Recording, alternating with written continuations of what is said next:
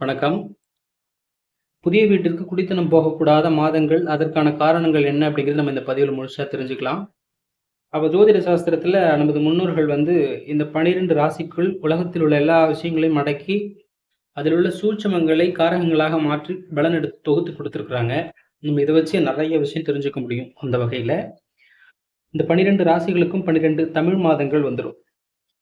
மேஷத்துக்கு சித்திரை, ரிஷபத்துக்கு வைகாசி, மிதுனத்துக்கு ஆனி, கடகத்துக்கு ஆடி, சிம்மத்துக்கு ஆவணி, கன்னிக்கு புரட்டாசி, துலாமுக்கு ஐப்பசி, விருச்சகத்துக்கு கார்த்திகை, தனுசுக்கு மார்கழி, மகரத்துக்கு தை, கும்பத்துக்கு மாசி, மீனத்துக்கு பங்குனி.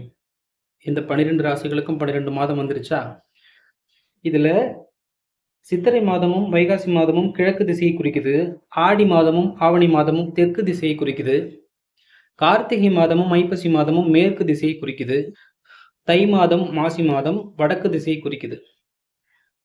மீது இந்த 4 மாதங்களும் மூலை திசைகளை குறிக்குது. இப்ப பங்குனி மாதம் வடகிழக்கு, ஆனி மாதம் தென்கிழக்கு, புரட்டாசி மாதம் தென்மேற்கு, மார்கழி மாதம் வடமேற்கு.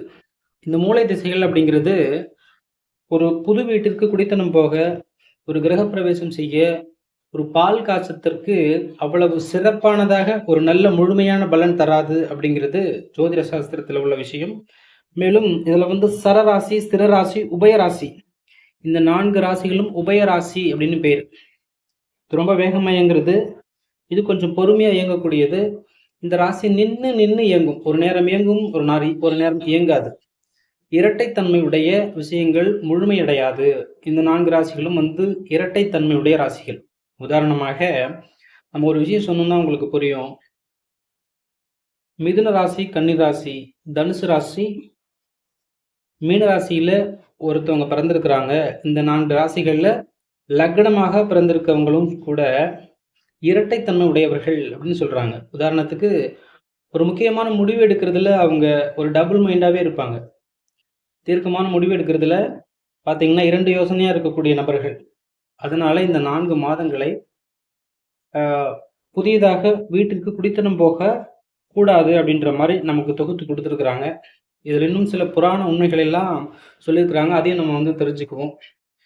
முக்கியமாக இந்த ஆனி மாதம் மகாபலி சக்கரவர்த்தி தனது ராஜ்யத்தை இழந்து அவர் பாதாளத்துக்கு போனார் அப்படின்னு சொல்லியிருக்கிறாங்க.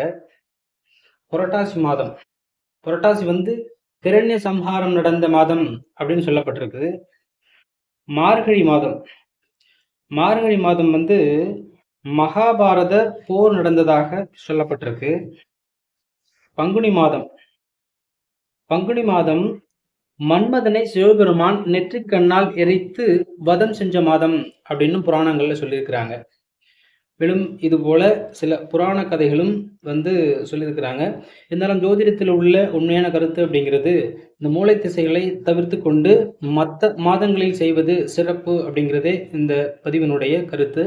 நன்றி. மேலும் ஒரு நல்ல பதிவில் நாம் பார்க்கலாம்.